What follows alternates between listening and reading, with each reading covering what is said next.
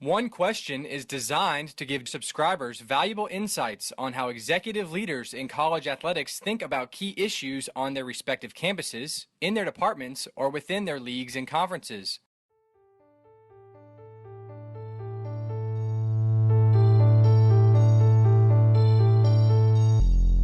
Greetings, this is Ty Brown and welcome to One Question. Our guest today is Chris Fuller. Chris is the Deputy Athletics Director for External Operations at Syracuse University. Greetings, Chris. Thanks for joining us today. Hey, it's great to be with you, Ty. Now, Chris, you've been tied in some capacity to the sports industry for 27 years now. You have experience in marketing, business operation, fundraising, and for a number of different businesses and institutions.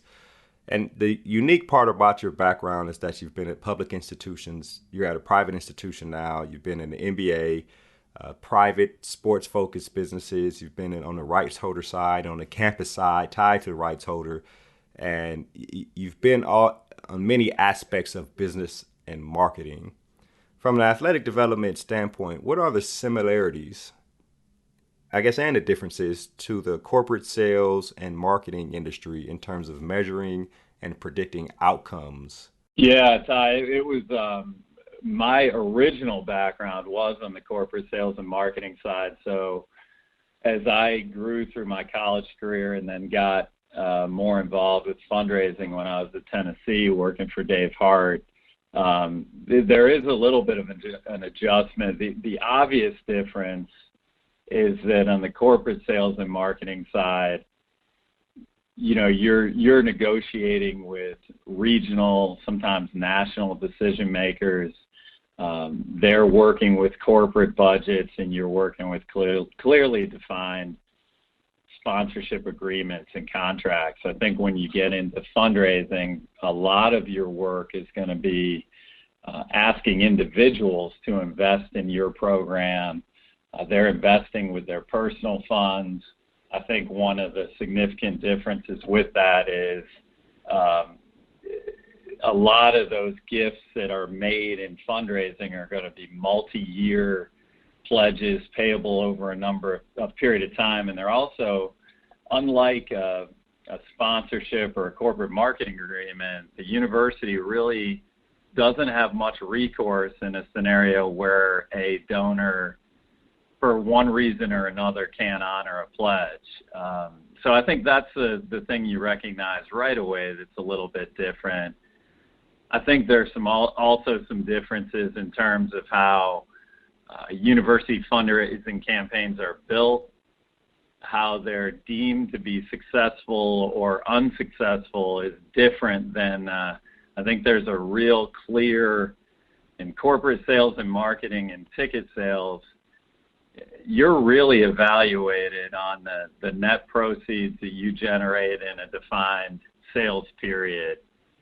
So I think the university campaigns are a little bit different. Quite frequently, university campaigns are multi-year sort of aspirational events. They're built in large measure off of significant reach-back dollars, which it's interesting. I think a lot of people don't realize this.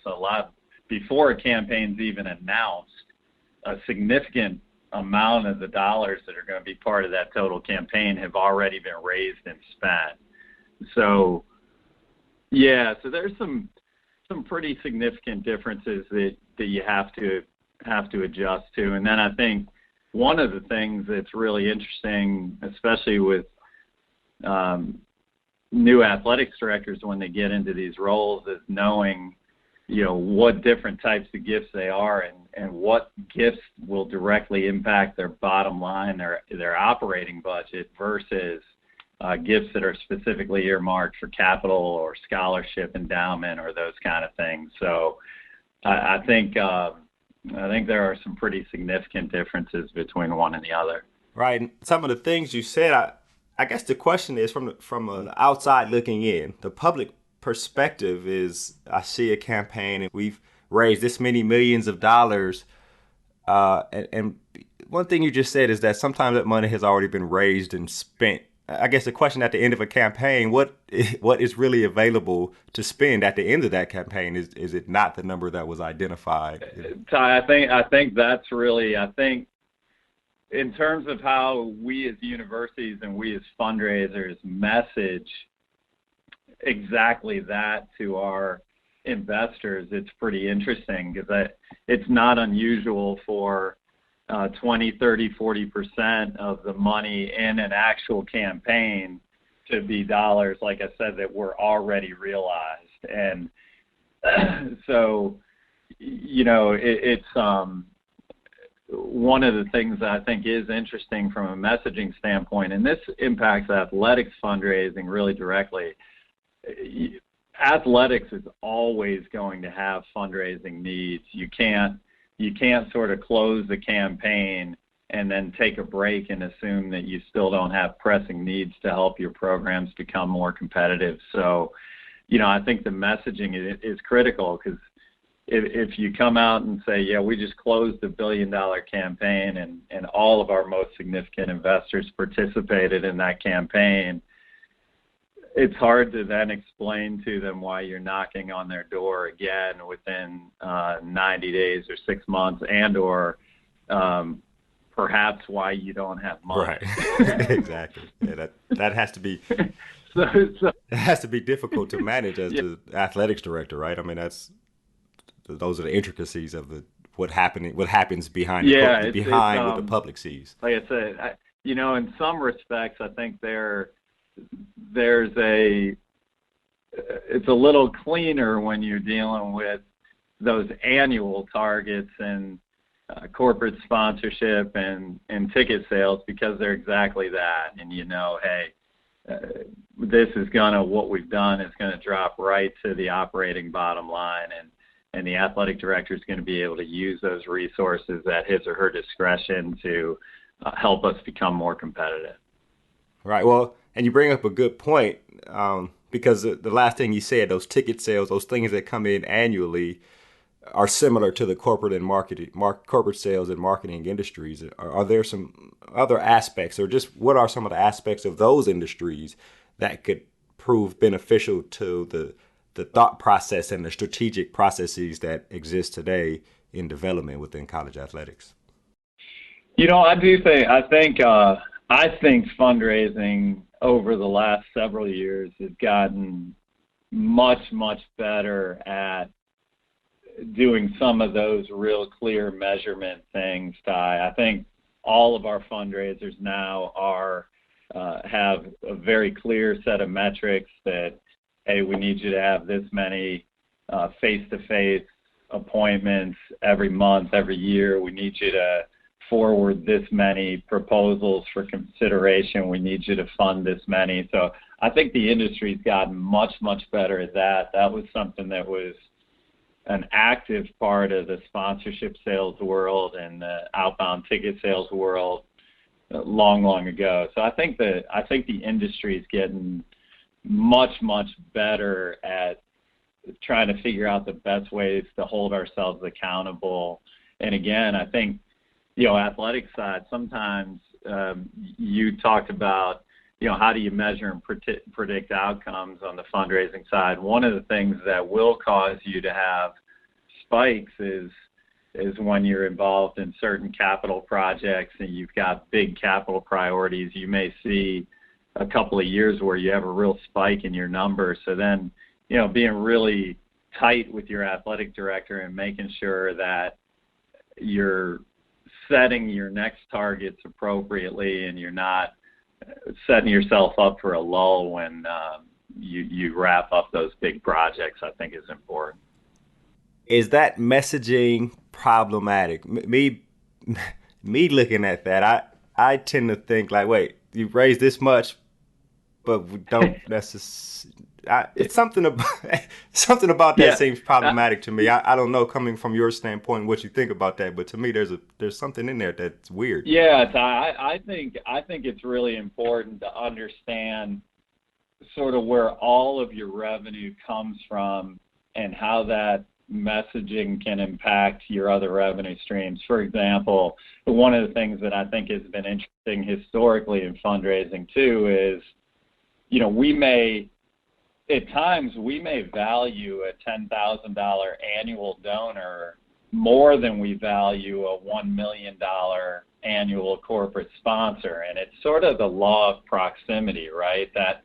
That donor is a graduate, could be a neighbor, somebody really close to the program. So either consciously or unconsciously, you may be taking care of that person at a higher level, that you're taking care of someone that's impacting your department in a much more significant way financially. So when you get down to the messaging side, one of the things I've always wanted to raise a lot of money.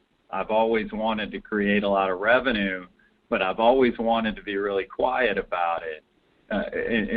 And to your point, when the message that's going out publicly is we just closed a $1 billion campaign, or we just negotiated a $80 million media rights agreement, and then a week later you come out and raise your ticket prices.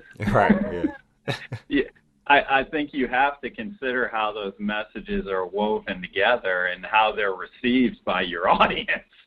I think there's an art to understanding how all these pieces come together and how all of them, when they're operating effectively, are going to help fund your programs in a way that gives you a chance to compete at a high level. All right. Well, I'd imagine that if some of these things you mentioned are considered, and you also mentioned that athletic development industry is actually evolving, I'd imagine that some of those messages would probably change in the future when things evolve, or the process in the back end would probably change to match the messaging or something along those lines, I'd imagine, right? Yeah, I think what's really helped, Ty, is I think you've got people that are coming into fundraising like me, like others that are coming into fundraising with some other more varied backgrounds. So I think it's helpful when you've got folks that are coming into the space that have had communications experience, had marketing experience, had direct sales experience, ticket sales, corporate sales and marketing, whatever it may be.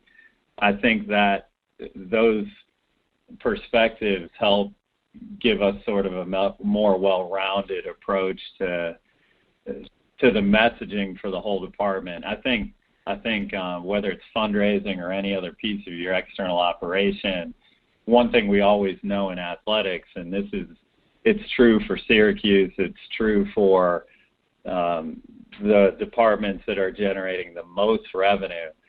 Even in our best years, when we're having great fundraising success, the expenses are still growing more quickly than we can keep pace. So there's never enough. If you're a really talented fundraiser or a really talented salesperson, you're always going to be in demand. But the expenses have still continued to outpace what we're able to generate. So we've got to challenge ourselves to keep finding ways to get better across that whole external spectrum. Right. Well, it'll make for an interesting future, especially when you talk about revenue and expenses in the sports world. This information is great, Chris. I think there's some things here that will make people think about what's going on campuses today in terms of athletic development and the big dollars that are mentioned and raised and spent in college athletics today. Thank you very much for joining us today on One Question. Absolutely, Ty. It was great being with you. That was Chris Fuller. Chris is the Deputy Athletics Director for External Operations there at Syracuse University, and he has a wealth of experience, and we've just learned a lot about the inner workings of development and the messaging. And this is Ty Brown with One Question. And keep in mind, the role of a leader is to create and maintain an environment that people want to be a part of. And as always, be better tomorrow than you are today.